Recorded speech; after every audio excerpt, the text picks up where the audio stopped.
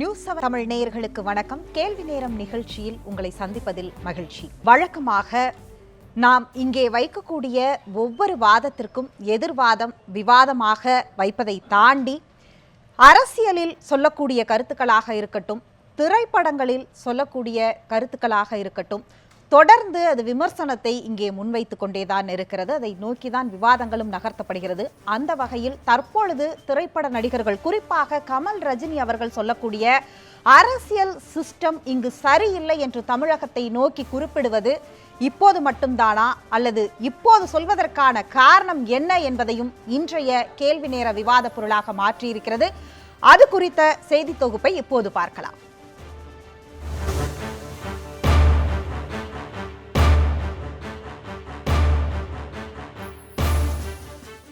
சண்டியரா விருமாண்டியா என்று படத்துக்கு பெயர் வைப்பதில்தான் நடிகர் கமல்ஹாசனின் பெயர் சர்ச்சைக்குள்ளாவது வழக்கம்.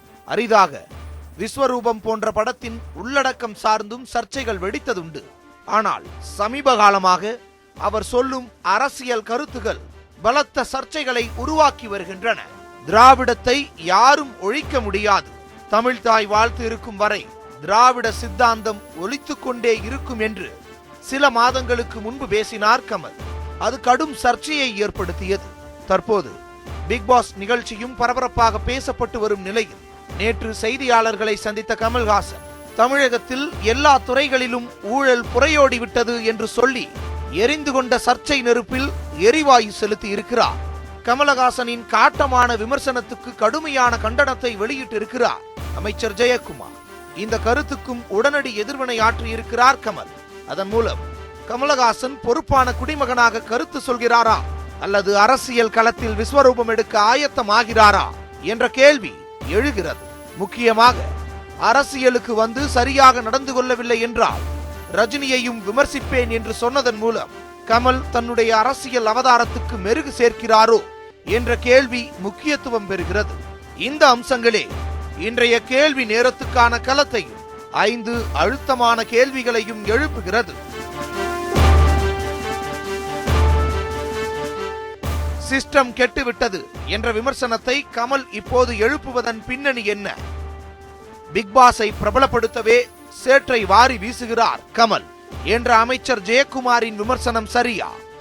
ரஜினியையும் விமர்சிப்பேன் என்று சொல்லி எதிரிகள் பட்டியலில் ரஜினியை சேர்க்கிறாரா கமல்? தமிழகத்தில் ஊழல் குறித்து பேசும் உரிமை கமலுக்கு இருக்கிறதா இல்லையா? நல்ல தலைவர் வர வேண்டும் என்று கமல் சொல்வது யார் மீதான விமர்சனம்? இன்னும் பல கேள்விகளோடு இன்றைய கேள்வி நேரம் பயணிக்கிறது.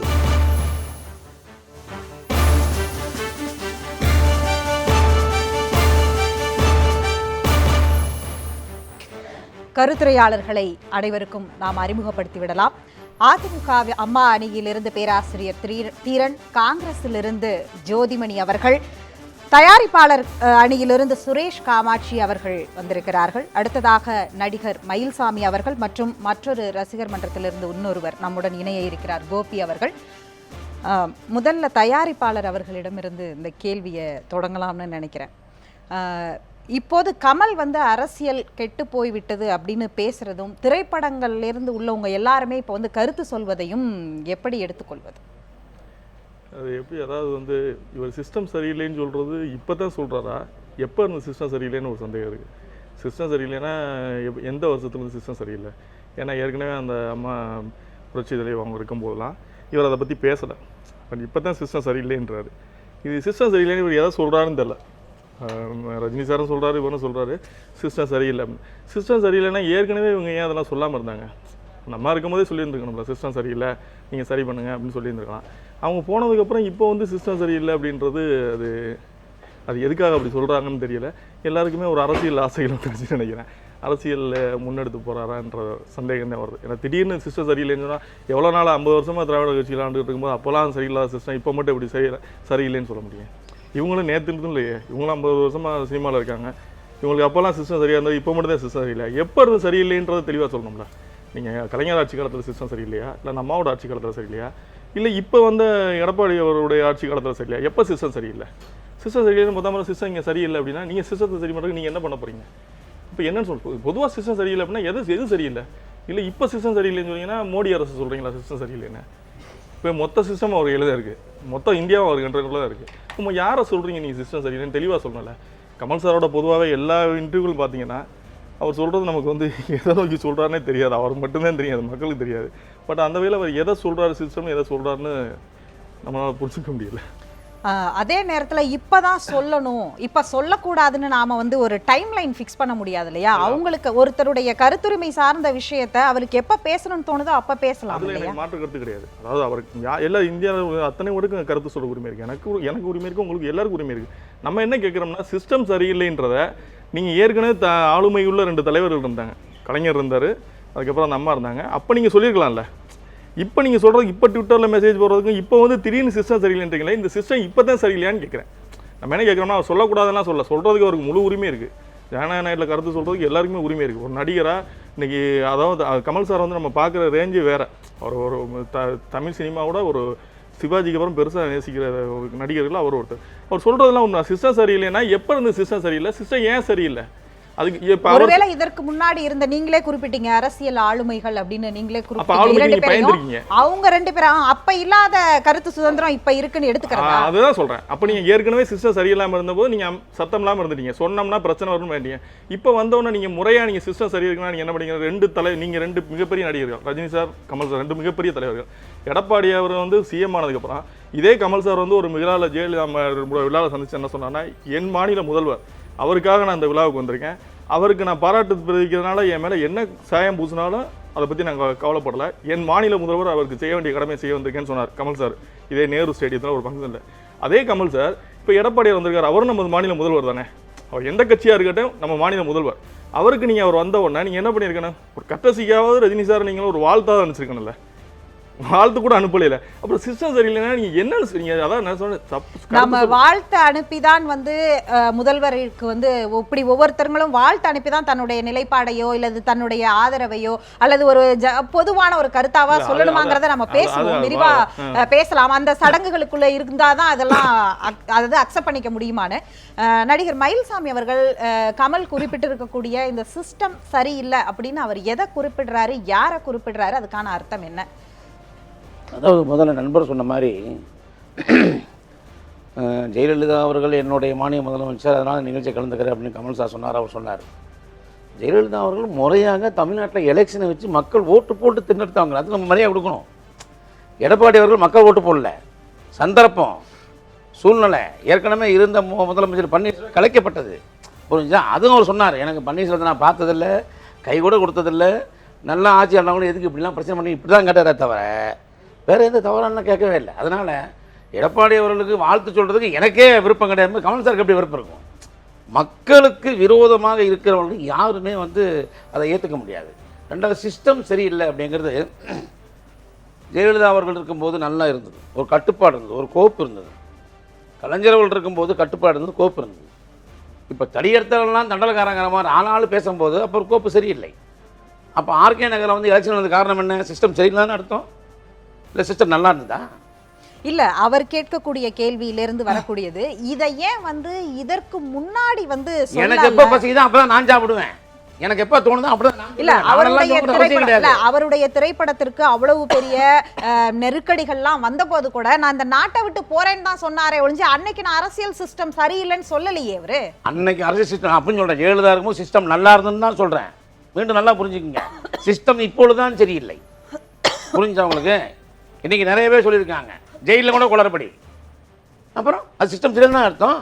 ஆர்கே ஆக்சி நின்று போச்சு, சிஸ்டம் சரியில்லைன்னு அர்த்தம். நான் கேட்குறேன், பால் பாக்கெட்டு காலையில் 5 மணிக்கு குழந்தைகளுக்கு போடுற மாதிரி டாஸ்மார்க்கு டெய்லி ஓப்பன் பண்ணுறோம், மக்கள் வந்து எதிர்க்கிறாங்க, போலீஸ் லட்டி சார்ஜ் பண்ணுறது, அப்போ சிஸ்டம் சரியில்லை தானே அர்த்தம். அதே மக்கள் குடிச்சதுக்கப்புறம் அதே போலீஸ் வாய போதுன்னா சிஸ்டம் சரி இருக்கா? 6 வயசு குழந்தை பிராந்தி குடிச்ச உடனே ஒரே ஆதங்கப்படுறமே, அதுக்கு யார் காரணம்? இதெல்லாம் இன்னைக்கு நடக்கலையே, இதெல்லாம் முன்னாடியே நடந்தது தானே. அததானே வச்சு தேர்தல் களத்தையே மையமா வச்சு பார்த்தாங்க, அப்பவே நடந்தது தானே. அப்ப கமல் ஒண்ணும் பேசல, ட்விட்டர்ல கருத்து சொல்லலையே அப்பெல்லாம். அதாவது சிஸ்டம் சரியில்லை, அதுக்கப்புறம் நாடு சீரழிதாங்க நம்ம ஒத்துக்கொண்ட விஷயம். ஏன்னா ஒரு நெட்டு ஒரு மொபைல்லாம் வந்து ஒரு 15 வருஷத்துக்கு முன்னால் கிடையாது. அது என்னைக்கு வந்து இப்போ வந்து ஐஃபோன் எல்லாத்தையும் வந்து ஓரமாக வச்சு யாராவது வேலை பார்க்க முடியுமா? என்னால் ஃபோன் இல்லாமல் இருக்கவே முடியும்னு பல பேர் சொல்லுவாங்க. ஆனால் ஃபோன் வந்ததுனால தான் நாடு கெட்டு போனதுக்கு காரணம். அதுவும் சிஸ்டம் சரியில்லைன்னு அர்த்தம். 10ஆம் கிளாஸ் படிக்கிற பொண்ணு, 10ஆம் கிளாஸ் படிக்கிற பையன் பார்க்கில் வந்து கொஞ்சம் கொலாவிக்கிறாங்க, ரெண்டாவது வேலையெல்லாம் செய்யறாங்க. அப்படி அந்த அர்த்தத்துல அப்படி நீங்க சொல்றீங்க இல்லையா, மொத்தமே பார்க்ல சிஸ்டம் வந்து என்பது அதுதான். இருக்காங்கங்கறது அது அவங்க தனிப்பட்ட விருப்பத்தை தாண்டி அத வந்து ஒரு ஒழுக்கம் இல்லாத ஒரு விஷயமா இந்த இடத்துல நீங்க முன் சரி இப்படி வரலாமா? அதே இப்படி வரலாம். இதே தானே அவர் NDTV, பிக் பாஸா இருக்காரு. NDTV, CNN, டைம்ஸ் நவ் இத்தனை டிவிலையும் லஞ்சங்கள் ஓவரா பழமிச்சுன்னு போட்டாங்கல்ல, வந்துச்சா இல்லையா? அதுக்கு பேர் சிஸ்டம் சரியில்லைன்னு அர்த்தம். எல்லா வீட்லயும் இன்கம் டேக்ஸ் ரைடு போனாங்களா இல்லையா? ஆதாரங்களை வெளியே காட்டினாங்களா இல்லையா? அதுக்கு பேர் சிஸ்டம் சரியில்லைன்னு அர்த்தம். நான் கேக்குறேன், சிஸ்டம் சரியில்லைங்கறத அவர் இப்ப மட்டும் குறிப்பிடுவதற்கான இது எல்லாமே இதுக்கு முன்னாடி இருந்த அதாங்க சொல்றேன். ஜெயலலிதா இருக்கும்போது சிஸ்டம் நன்றாக இருந்தது. இல்ல, மக்களுக்கு குழந்தைப்படி இல்ல. குறிப்பிட்ட உதாரணங்கள் எல்லாமே அப்பவே நடந்தது தானே. நீங்க இப்ப குறிப்பிட்ட உதாரணங்கள் எல்லாமே அப்பையில இருந்து நடக்கக்கூடியதுதான். அதை ஏன் இப்ப மட்டும் சொல்லணும் அப்படிங்கிறது தான் அந்த கேள்வி. அதாவது என்ன சொல்றது, இப்ப ரொம்ப ஓவர் ஆகி போச்சு. அப்படி சொல்லாங்க, இப்ப ரொம்ப ஓவர் ஆகி போச்சு. ஒரு கிளாரிட்டி அவர் வந்து இப்ப இந்த இவரோட ஆட்சியில இருந்தே சிஸ்டம் சரியில்லைன்னு சொல்லிட்டாருன்னா ஒண்ணும் கிடையாது. மொத்தத்தில் சிஸ்டம் சரியில்லை, இது வந்து நான் முன்னாடியே சொல்லிட்டேன்றார். எப்போ சொன்னீங்க? ரஜினி சார் சொன்னதுக்கு முன்னாடியே சொல்லிட்டேன். அப்போ ரஜினி சார் சொல்றதுக்கு முன்னாடி நீங்கள் எப்போ சொன்னீங்க அப்படின்னு ஒரு கேள்வி வருது. அப்போ எப்போ இருந்து சிஸ்டம் சரியில்லை? நீங்கள் 2 பேருமே சிஸ்டம் சரியில்லைன்றீங்க. அது எப்போ இருந்துன்னு சொல்லுங்கள். எப்போ இருந்து சரியில்லை? எடப்பாடி ஆட்சி காலம் சரியில்லை, இல்லை பன்னீர்செல்வம் ஆட்சி காலம் சரியில்லை, இல்லை நம்ம சொல்கிறாரோ அப்புறம் தான் முடிவு பண்ணிக்க வேண்டியதான். அவர் தான் ஜெயலலிதா தான் சொன்னார், சொல்லல. இப்போ எடப்பாடி போது சொல்கிறாரு, அப்போ உண்மை தானே. பேராசிரியர் தீரன் அவர்கள் இப்ப வந்து சிஸ்டம் சரியில்லைங்கிறதுக்கான பல குற்றச்சாட்டுகளை இங்க பட்டியலிட்டிருக்கிறாரு. இதுல வந்து சில குற்றச்சாட்டுகள் இன்றைக்கு வந்து நாம தினசரி பார்த்து கொண்டிருக்கிற ஒரு விஷயம் தான். அதுல வந்து யாருக்குமே மாற்று கருத்து இருக்க முடியாது. அப்ப கமல்ஹாசன் போன்றவர்கள் வந்து சிஸ்டம் சரியில்லைன்னு சொல்ற இடத்திற்கு ஏன் வந்து நாம போகணுங்கிற ஒரு கேள்வி வருது இல்லையா அரசு தரப்புல இருந்து? இதை மேலோட்டமா நான் திரைத்துறை பார்வையில் இதை பேச விரும்பலை. அரசியல் கண்ணோட்டத்தோடும் சமூகவியல் கண்ணோட்டத்தோடும் நான் இதை பேச விரும்புகிறேன்.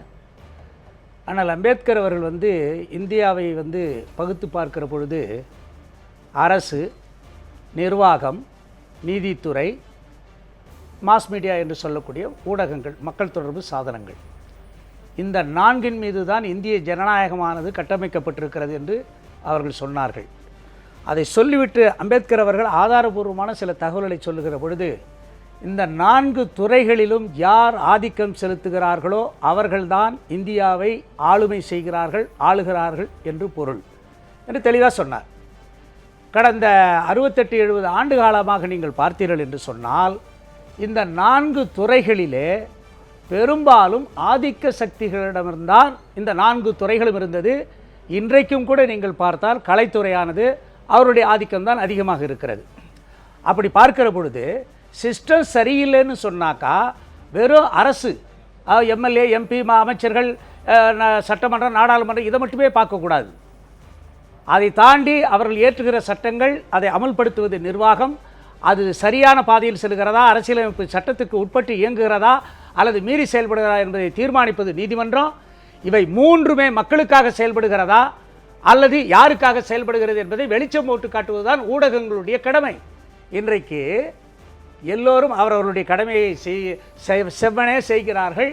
அரசு அது ஆட்சியாளர்கள் அல்லது அரசியல்வாதிகள் மட்டும்தான் சரியில்லை என்பதை போல கமலஹாசனுடைய கருத்து இருக்கிறது. அதை நான் மிக மிக வன்மையாக கண்டிக்கிறேன். ஏன்னா அந்த நடிகர் மேலே எனக்கு அவருடைய நடிப்பு மேலே நல்ல ஆர்வம் உண்டு, மிகச்சிறந்த நடிகர். ஆனால் சிஸ்டம் சரியில்லைன்னு இப்போ நான் கூட தான் அதை வந்து ஒரு கிண்டலாக கூட கேட்கலாம். ஒருவேளை கமலுடைய வீட்டில் கம்ப்யூட்டர் சிஸ்டம் ஏன்னா சரியில்லாமல் போச்சு என்ன தெரியல, அந்த கோபத்தில் தான் அவர் பேசுகிறாருன்னு கூட சொல்லலாம். ஆனால் நான் அப்படி அதை வந்து ஒரு நகைச்சுவை ஆக்க விரும்பவில்லை. இது நான் ஒரு சீரியஸாக தான் பார்க்க விரும்புகிறேன். சிஸ்டம் சரியில்லைன்னா அம்பேத்கர் சொன்னது போல் இந்த 4 துறைகளில் இந்த சிஸ்டம்லாம் கெட்டு போனதுக்கு, இந்த முறைகள் எல்லாம் மாறி போனதுக்கு யார் காரணம்? அதை அவர் பதில் சொல்லுவாரா? நான் சொல்கிறேன், அம்பேத்கர் சொல்கிற வழியிலே சொல்கிறேன். ஆக இப்போ தான் வந்து தோண்டி தொலைங்க. இப்போ அவர் அண்ணன் மயில்சாமி கூட சொன்னார், அம்மா இருக்கும்போது ஆட்சி, நாங்கள் அம்மா வழியில் தாங்க ஆட்சி நடத்திக்கிட்டு இருக்கிறோம். அம்மா வழியில் தான் எங்களுக்கு வந்து தெரிஞ்சதெல்லாம் 4 தான். ஒன்று புரட்சி தலைவர் அவர் உருவாக்கி தந்த ரெட்டையில, அடுத்தது அம்மா அவர்கள் உருவாக்கி தந்த ஆட்சி. இந்த 4 தவிர எங்களுக்கு வேறு எந்த சிந்தனையும் கிடையாது. அதனாலதான் இன்னைக்கு வந்து அவர்கள் உருவாக்கி எங்களுக்குள்ள தந்த கருத்து இரட்டை வேறுபாடு இருந்தாலும் இப்போது நாங்க வேற தேர்தல் எங்கேயும் வெளியில ஆணையத்துடைய போகல. கட்டுப்பாட்டுக்குள்ள இருக்கு. இன்னொரு பக்கம் அவர் இங்கே குறிப்பிட்டது போன்று இந்த அரசு ஒண்ணும் மக்களால் தேர்ந்தெடுக்கப்பட்ட அரசு இல்ல அப்படிங்கறத மயில்சாமி அவர்கள் குறிப்பிட்டார். கமல் அவர்களும் அதே தான் சொல்றாரு. இல்ல, ஒரு அவருக்கு மாற்று அரசியல் தெரியலன்னு தேர்தல் நினைக்கிறேன். வரணும் இல்ல, அப்படிங்கறாரு. நான் ஒரே ஒரு கேள்வி கேட்கிறேன். ஓட்டு போறது இருங்க, இருங்க. அரசியல் வேண்டிய அவசியமே இருங்க, கிடையாது இருங்க. சார். நீங்க நான் தான் சார் டெய்லி ஓட்டு போட்டேன். இருங்க. நான் ஓட்டு போட்டு ஆள் இல்லங்கிறது எனக்கு வேதனை. ஐயோ, இந்த ரொம்ப இருக்கு. அண்ணா மறைந்த பொழுது அண்ணாவுக்கு தான் ஓட்டு போட்டாங்க 67ல. அண்ணா மறைஞ்ச பிறகு மறுபடியும் தேர்தல் வச்சா கலைஞர் வந்தாரு. அது ஒரு மனதா தேர்ந்தெடுக்கப்பட்டது. என்னங்க, இது ஒரு- ஆக்கப்பட்டது. ஏங்க ஒரு மனதா தேர்ந்தெடுத்து அப்புறம் ஏன் பிரிஞ்சு போச்சு? ஏங்க ஏன் பிரிஞ்சு போச்சுன்னு கேக்குறேன். ஏங்க ஒரு மனதா தேர்ந்து ஏன் சார் பிரிஞ்சு போச்சு? பொதுச் செயலாளர் ஆக்கனதும் நானும் ரெட்டையில ஓட்டு போடுறேன். எல்லாமே சும்மா வந்து கட்சியில சேர்ந்து யார் பேசாதீங்க. இன்றைக்கு ஏங்க உங்களுக்கு இந்த கட்சியை பத்தி நீங்க என்ன தெரியும் உங்களுக்கு? 40 வருஷமா சார் நான் இருக்கேன் சார். 77 வந்து பிரச்சாரம் சரி, பண்ணிருக்கேன் நீங்க தெரியுமா? இது சொல்றீங்க. 84ல 1000 நான் பிரச்சாரம் நான் ஒரே ஒரு பண்ணிருக்கேன். கேள்வி கேட்கிறேன். கே கிருஷ்ணசாமி நான் பிரச்சாரம் பண்ணிருக்கேன். சின்னம்மா வந்து பொதுச் செயலாளர் வந்து நீங்க முன்மொழிந்து தயவு செய்து அந்த பேர்ல சொல்லாதீங்க. தேர்ந்தெடுத்தீங்க. ஆமா, அந்த மற்றொரு விவாதத்துல பேச ஏங்க, வேண்டியது. அதை இந்த செஞ்சவரே விவாதத்துல அவரு. அவர் யாரை உயர்த்தி பிடிக்கிறாரோ அவர்தான். எங்க தலைவர் உருவாக்குன கட்சி இப்படி ஆகி போச்சுன்னு வேதனையில பேசுறேன் சார் நானு. சார், எல்லா இந்த பெண்களும் விவாதத்துல கொந்தளிக்கிறான். இன்னைக்கு- நான் நீங்க சொல்லலாம். சும்மா பேசாதீங்க. இன்னைக்கு என்ன பேசணுமோ அதை நாம பேசுவோம். கமல் குறிப்பிட்டு இருக்கக்கூடிய அந்த சிஸ்டம்ங்கிறதுல இன்னொரு விஷயம் வந்து இதற்கு முன்பு அவர் சொல்லி இருந்தார், ஊழல் இருக்கு அப்படின்னு சொன்னப்ப அமைச்சர் வந்து கேட்டிருந்தார், ஜெயக்குமார் அவர்கள் கேட்டிருந்தார் எந்த துறைன்னு அவர் குறிப்பிட்டு சொல்லணும். நேற்று அந்த கேள்வியை பத்திரிகையாளர்கள் வைக்கும்போது அப்படி எல்லா துறையையும் அவர் குறிப்பிடுகிறார். இல்ல எல்லா துறையிலும் அதாவது இந்த திண்ணையில வயசானவங்க என்ன பண்ணுவாங்க, காலம் ரொம்ப கெட்டு போச்சுப்பா, காலம் ரொம்ப கெட்டு போச்சுப்பா, இதை தவிர வேற எதுவுமே அவங்களுக்கு சொல்ல தெரியாது. அது மாதிரி இன்றைக்கு திரைத்துறையில் இருக்கிற இவங்க சொல்றவங்க, நான் இதே திருப்பி அவங்கள கேள்வி கட்டுறேன், இவங்களால பதில் சொல்ல முடியுமா? திரைத்துறையில் கருப்பு பணத்தினுடைய மொத்த புகலிடமே திரைத்துறை. அதனால திரைத்துறையில் இருக்கிறவங்க அத்தனை பேருமே கருப்பு பணம் வாங்குறாங்க அப்படி நான் 19 குற்றம் சாட்டிட்டு போலாமா? இருக்கிற மயில்சாமி பாதி மந்திரி லட்சக்கணக்கான கோடி வச்சிருக்காங்க. அதுக்கு பதில் ரஜினி சொல்ல வாங்குறாரு முதல்ல. நான் சொன்னாதான் ஆமா. அதற்கு அவர்கள் பதில் சொல்ல முடியும். இல்ல நான் திருப்பி இங்கே சொல்றேன். இன்னைக்கு இன்கம் டாக்ஸ் எங்க போச்சு? சினிமா நடிகல போச்சு இப்போ. எல்லா மந்திரி வீட்டுக்கு தான் போச்சு. ஏன் சினிமா நடிகர் வீட்டுல போவே இல்லை? இப்ப போச்சு. இல்ல, இப்ப கேக்குறேன். இருங்க, இப்ப நம்ம எப்ப தொடர்ந்து போனாலும் பேசலாம். தப்பு தப்புதாங்க. சார், தீரன் சார், தவறு யார் அதாவது செய்தாலும் தவறுதான். இப்ப நீங்கள் குறிப்பிட்டீர்கள் இல்லையா, அதாவது வந்து அங்க வந்து கருப்பு பணம் புழங்கக்கூடிய இடம்னு ஆளுங்கட்சி தரப்புல இருந்து உங்களுக்கு தெரியும் பொழுது நிர்வாகத்துக்கும் அதை வந்து கண்காணிக்கக்கூடிய இடத்துல இருக்கிறவங்களுக்கும் தெரியாதா? இல்ல 19 சொல்லக்கூடாதுன்னு சொல்றேன். இன்னார் வாங்குறாரு, எக்ஸ் வாங்குறாரு, ஒய் வாங்குறாரு, கருப்பு பணம் அங்க அவ்வளவு இருக்குன்னு சொல்லணும். அதை விட்டுட்டு 19 சொல்ற சிஸ்டம் சரியில்லைன்னா இந்த இடத்துல சரியில்லை, அதுதான் நெஞ்சுறுதி, அதுதான் நேர்மையான பார்வை. அதை விட்டுட்டு வந்து எதையோ மனசுல வச்சுட்டு எதையோ இடிக்கிற கதையா நாம பேசக்கூடாது. இன்னொன்று கூட கமல் அதில் சொல்லியிருக்காரு, நான் கேட்குறேன், அவருக்கு மனசாட்சி இருக்கா? அவருடைய விஸ்வரூபம் படம் வெளிவந்த போது கடுமையான எதிர்ப்பு இருந்த பொழுது அம்மா கோட்டையில் கூப்பிட்டு வச்சு பேசி உடனடியாக அதை தீர்த்து வச்சு அந்த படம் வெளியே அவருக்கு உதவுறாங்க.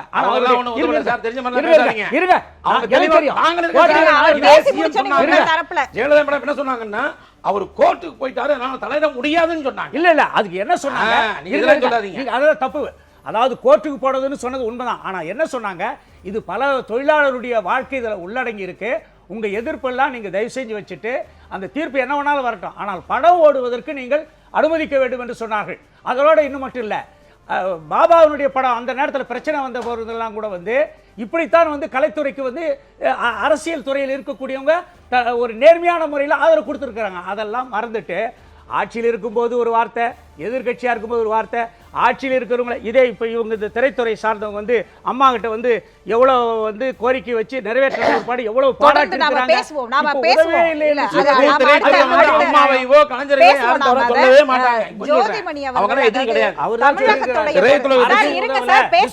எல்லாருக்குமான வாய்ப்புகள் அவரவர்களுக்கு கொடுக்கப்படும் போது பேசலாம். தமிழகத்துடைய இதுவரைக்கும் சொல்லப்பட்ட ஒரு வார்த்தை வந்து திராவிட கட்சிகள் வந்து மற்ற மாநிலங்கள் குறிப்பாக தேசிய கட்சிகள், அதாவது காங்கிரஸா இருக்கட்டும் பாஜக ஆட்சி செய்த மாநிலங்களை விட மிக சிறப்பான ஒரு இடத்திற்கு தள்ளி இருக்கிறது. முன்னுதாரணமா தமிழகம் இருந்திருக்குன்னு நிறைய இடத்துல சொல்லும் பொழுது இந்த சிஸ்டம் சரியில்லைன்னு கமல் போன்றவர்கள், ரஜினி போன்றவர்கள் வந்து சொல்வதை நீங்க எப்படி பார்க்கிறீங்க? இல்ல, தமிழகத்தினுடைய வளர்ச்சி நீங்க வந்து திராவிட கட்சிகள் ஆரம்பிச்சு வச்ச வளர்ச்சி இல்லை, காங்கிரஸ் அடித்தளமிட்டு காமராஜரால் வழிநடத்தப்பட்டு அனைத்து இன்ஸ்டிடியூஷன்களும் நீங்க வந்து அனைத்து அணைகளும் காமராஜரால் கட்டப்பட்ட, இன்னைக்கு இருக்கிற மின்சார உற்பத்தியில் 90% காமராஜர் அரசு உருவாக்கியது. இன்னைக்கு இருக்கிற பள்ளிகள் கல்லூரிகள் அனைத்திலும் நீங்க வந்து காங்கிரஸோட அடிப்படை, வலுவான அடிப்படை. நீங்க மற்றவங்க எல்லாம் பள்ளிக்கூடம் போக ஆரம்பிக்கிறப்ப தமிழ்நாட்டில் வந்து ஃபர்ஸ்ட் டைம் கிராஜுவேட் வெளியில வந்துட்டாங்க. ஸோ அதனால தமிழ்நாட்டு அப்புறம் பெரியாருக்கு அதில் ஒரு பெரிய ரோல் இருக்கு. நீங்க வந்து எந்த ஒரு சமூகமே அரசாங்கம் சமூகத்தில் ஒரு முற்போக்கான கருத்துக்களும் இருக்கிற ஒரு சமூகம் தான் தொடர்ந்து வளர முடியும். ஸோ பெரியார் வந்து ஒரு சமூகத்தில் ஒரு முற்போக்கான சிந்தனைகளை தொடர்ந்து விதைச்சு வச்சுக்கிட்டு இருந்தாரு. ஒரு ரெவல்யூஷன் கைண்ட் ஆஃப் விஷயங்கள் இங்க நடந்துட்டு இருந்தது. ஸோ அதனால அதை அப்படி நீங்க சிம்பிளிஃபை பண்ணிட முடியாது. ஸோ இது எல்லாத்தையும் தாண்டி கமல் அதை ஏன் சொல்றாரு அப்படிங்கிறது ஒரு விஷயம் என்னன்னா, நான் கமல்னு இல்லை, தமிழ்நாட்டில் இருக்கிற இந்தியாவில் இருக்கிற எந்த குடிமகனும் ஓட்டு போட்டாலும் சரி, அவங்க போடாட்டியும் சரி, அவங்க நோட்டாவுக்கே ஓட்டு போட்டா கூட எல்லாருக்கும் வந்து ஒரு சிஸ்டத்தை, ஒரு அரசாங்கத்தை விமர்சிக்கிற ஒரு உரிமை இருக்கு. நீங்க ஏன் அவர் கேட்கிறாரு அப்படிங்கிற இடத்துக்கு வந்துட்டீங்க அப்படின்னாலே ஒரு ஜனநாயகத்தை வந்து நீங்க மலினப்படுத்திடுற மாதிரி தான். ஏன் கேள்வி கேட்கறதுக்கு ஒரு பெரிய தகுதி வேணுமா? அதெல்லாம் ஒன்றும் தேவையில்லை. ரெண்டாவது, கமலை பொறுத்த வரைக்கும் நீங்க இதற்கு முன்பு பாத்தீங்கன்னா, நீங்க if I am not wrong, Pepsi படைப்பாளி பிரச்சனை வந்த அன்னைக்கு பெப்சி சைடு நின்ன ஒரே நடிகர் வந்து கமல் தான். எல்லா திரையுலகமே ஒரு சைடு நிக்கிறப்ப தொழிலாளர்கள் சார்பா கமல் நின்றுருக்காரு. பல விஷயங்கள் இப்ப ரீசெண்டா சொல்லணும்னா, ஜிஎஸ்டி வந்து மத்திய அரசு கொண்டாடுது. மத்திய அரசுக்கு எதிரான போராட்டம்னு சொல்றதுக்கு திரைத்துறையில யாருக்கும் துணிவு கிடையாது. ஆனா கமல் வந்து அது மத்திய அரசாங்கத்தை குறிப்பிட்டு ஜிஎஸ்டி வரியை வந்து நீங்க குறைக்கணும்னு கேட்டாரு. அந்த விஷயத்துல சிஸ்டம் கெட்டு போச்சு. நான் சொல்ற விரும்ப ஒரு காரணம், நீங்க வந்து விவசாயிகளுக்கு வந்து இங்க இவ்வளவு பிரச்சனை இருக்கு. நீங்க வந்து மத்திய அரசாங்கம் வந்து நீங்க வந்து நீங்க அவங்களுக்கு வறட்சி நிவாரணம் கொடுக்க மறுக்கிறாங்க, கடனை தள்ளுபடி செய்ய மறுக்கிறாங்க, விவசாயிகளை சந்திக்க கூட ஒரு பிரைம் மினிஸ்டர் மறுக்கிறார். விவசாயிகள் பிரச்சனை எல்லாத்தையும் விட்டுட்டு நீங்க திரைத்துறையினர் போராட்டம் நடத்துறதே மொத்த ஜிஎஸ்டி வரையும் படம் பார்க்கறவங்க தலையில சுமத்துவதற்கு இந்த அரசாங்கம், இந்த முதலமைச்சர் உடனே அவங்களை கூப்பிட்டு வச்சு நீங்க சொல்றாரு. சோ என்ன மாதிரியான ஒரு அரசாங்கம் முன்னுரிமை இருக்குதுங்கிறது இருக்கு. ரெண்டாவது, மயில்சாமி அவர்கள் கரெக்டா சொன்னாரு. நீங்க வித் டியூ ரெஸ்பெக்ட் நீங்க வந்து இதுல ரெண்டு கமல் ஏன் வந்து பாராட்டல அப்படின்னா, கமல் வந்து பாராட்டணும் ஒண்ணு கட்டாயம் கிடையாது. நீங்க வந்து ஒருத்தரோட ஒரு முதலமைச்சரை பாராட்டுவதும் இல்ல வந்து விமர்சிப்பதும் ஒருத்தரோட கடமை. அதே மாதிரி ஒருத்தரை ஒரு சில நேரங்கள்ல பாராட்டவும் ஒரு சில நேரங்கள்ல விமர்சிக்கவும் தான் வேணும். ஒருத்தர் முழுக்க பாராட்டிக்கிட்டே இருக்க முடியாது.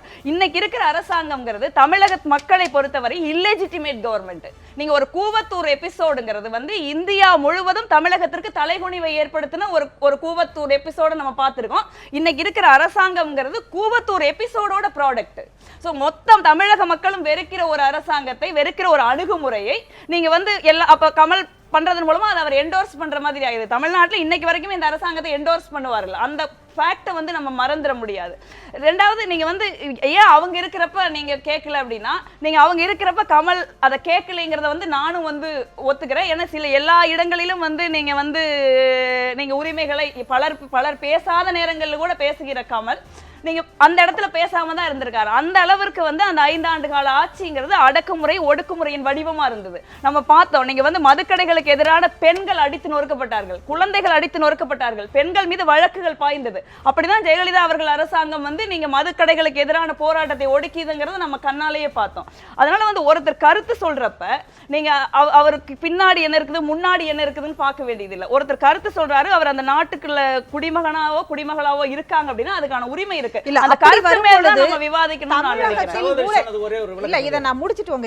தமிழகத்தில் ஊழல் குறித்து பேசும் உரிமை கமல் வந்து எந்த இடத்துல நின்னு பேசுறாரு, அதோடைய அளவுகோல் என்ன அப்படிங்கிற கேள்வி கமலையும் பரிசீலனைக்கு உட்படுத்தி தானே கேட்கணும். என்னன்னா கமல் வந்து ஒரு பொது வாழ்க்கை மீன்ஸ் அவர் வந்து ஒரு எலெக்டட் ஆபீஸ்ல இல்ல, அவர் வந்து ஒரு கட்சி சார்பா இல்ல, ஒரு அரசியல் இயக்கம் சார்பா, அவர் ஒரு சினிமால இருக்காரு, ஒரு நடிகர், அவர் ஒழுங்கா வரி கட்டுறாருங்கிறது தான் நான் நினைக்கிறேன். எனக்கு தெரியல, திரைத்துறைகள் இருக்கிற ஒழுங்கா வரி கட்டுறாருங்கிறது தான் எல்லாரும். அந்த இடத்துல கமல் வந்து அவர் எந்த ஃபீல்டில் இருக்காரோ அந்த ஃபீல்ட்ல கமலஹாசன் வந்து ஒழுங்கா தான் இருக்காரு. நான் வந்து கமலஹாசனுக்கான அட்வொகேட்டா இங்க பேசல, I respect him as actor.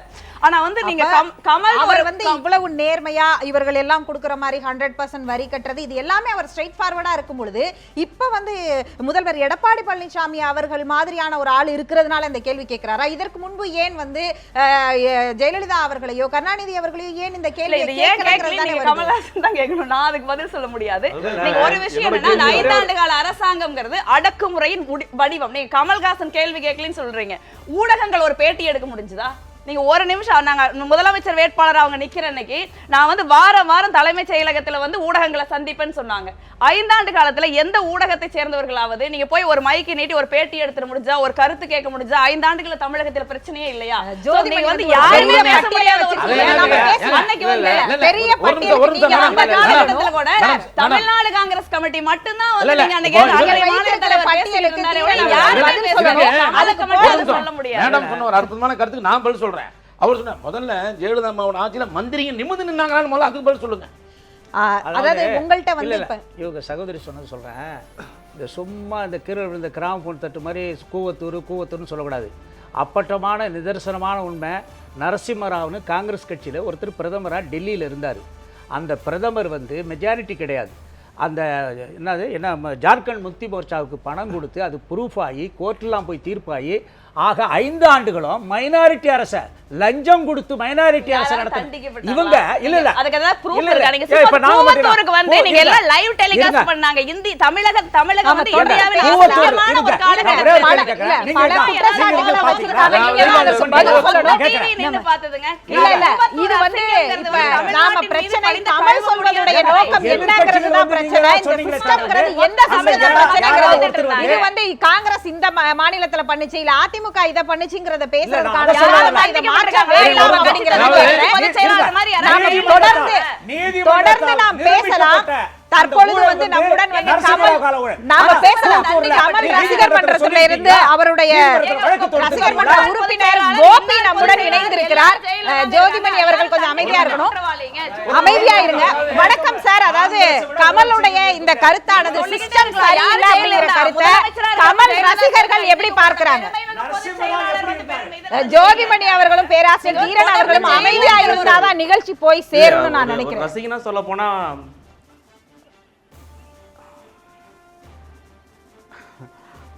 ஒரு கமல் சார் ரசிகனா சொல்ல போனால் அது வந்து அவர் சொன்ன ஒரு வார்த்தையை வச்சுக்கிட்டு அவர் வந்து அரசியலுக்கு வராங்க அப்படின்லாம் சொல்ல முடியாது.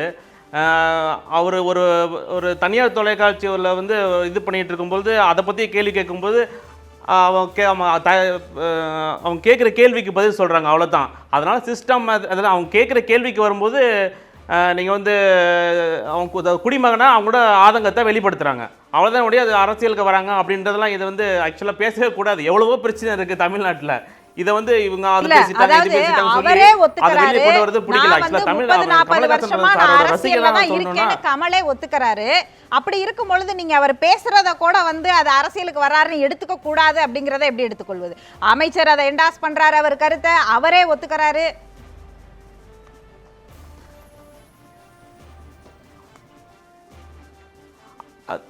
அதாவது கருத்து ஒருத்தவங்க கருத்து தெரிவிக்கணும்னா அதுக்கு வந்து நம்ம ஆமா இல்லைன்னு சொல்லலாம் இல்லையா? அது மாதிரி தானே ஒழிய அவங்க வந்து ஃபுல்லாக நான் வந்து அரசியலுக்கு வரேன்னு சொல்லிட்டு ஒரு எங்கேயும் ஓப்பனாக எந்த ஒரு பேட்டியிலும் சொன்னதும் கிடையாது. அதோட ஆதங்கத்தை தான் வெளிப்படுத்துறதா நான் நினைக்கிறேன். இதுக்காக வந்து அவங்க சொன்னதுனால வந்து இவங்களோட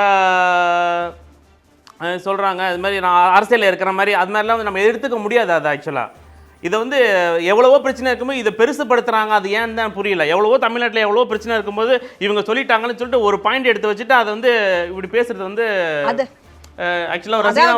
அவர் வந்து பிக் பாஸ் நிகழ்ச்சியில கேட்கப்பட்ட கேள்விக்கு நிகழ்ச்சி சம்பந்தமா பதில் சொல்லாம அவர் வந்து அரசியலையும் அங்க உள்ள கொண்டு வராரு. எல்லாவற்றிலுமே நமக்கு வந்து குறிப்பிட்டது மாதிரி எல்லா ஒன்றோடு ஒன்று அரசியல் இல்லாம எதுவுமே இங்க இல்ல.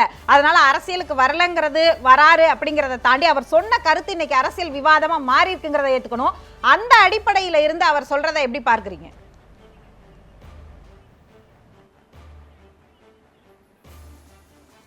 ஆக்சுவலாக என்னை பொறுத்த வரைக்கும் கேட்ட கேள்வி அது மாதிரி இல்லை. கேட்ட கேள்வி வந்து இவர் அரசியலோட ஏதாவது சொல்லுவாங்க அப்படின்ற மாதிரி தான் கேட்டேன். பிக் பாக்ஸை பற்றி கேட்கணும்னா நீங்கள் வந்து கிளியராக கேட்கலாம். இந்த ப்ரோக்ராம் எதை சம்மந்தப்பட்டது அப்படி கேட்கலையா? அவங்க கேட்ட கேள்வியை வந்து அவங்க என்னென்ன அவங்கள்ட்ட அரசியல் சம்மந்தப்பட்டதான் எது வரலாம் அப்படின்ற மாதிரி தான் எங்களுக்கு தெரிஞ்சிச்சு.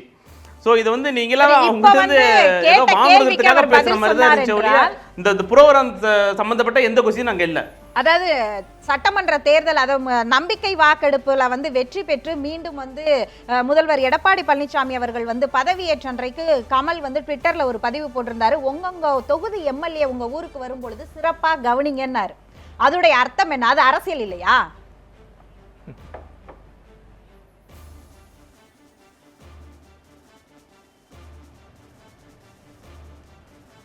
அது அரசியல் இல்லையானா இதை கூட சொல்லுவதற்கு அவருக்கு உரிமை இல்லையா? இதை கூட சொல்வதற்கு உரிமை இல்லையா? அதுதான் அதை உடனே அரசியல் நீங்கள் எடுத்துக்க கூடாது. அதுக்கு தான் நான் சொல்ல வரேன். இதை கூட சொல்லக்கூடாதா? இல்ல அந்த வார்த்தை அவர் எழுதி இருக்கிறது அரசியலா இல்லையா? அவர் அது எழுதுறதுக்கான உரிமை இருக்கு. அது உரிமையா இல்லையாங்கிறது பிரச்சனை இல்லை. அது அரசியல் சம்பந்தப்பட்டதா இல்லையாங்கிறது தான். ஏன் இதுக்கு முன்னாடி எழுதல இப்ப எழுதுறாரு?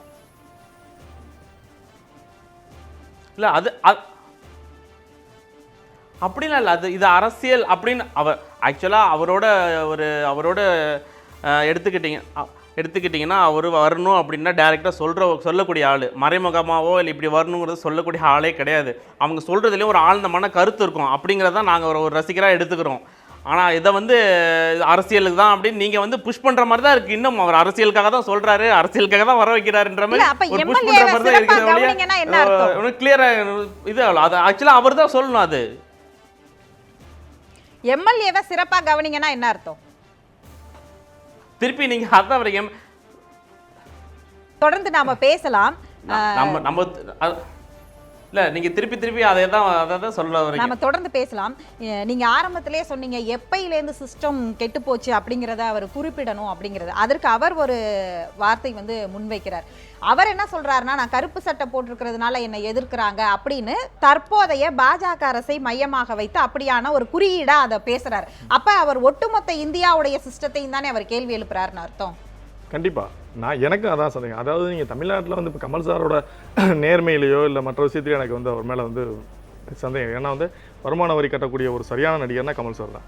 ஒரு சிறந்த கலைஞன், நாட்டு மேலே வந்து ஒரு உண்மையாக ஒரு பற்றுள்ள ஒருத்தர், அதிலெல்லாம் மாற்று கருத்து இல்லை.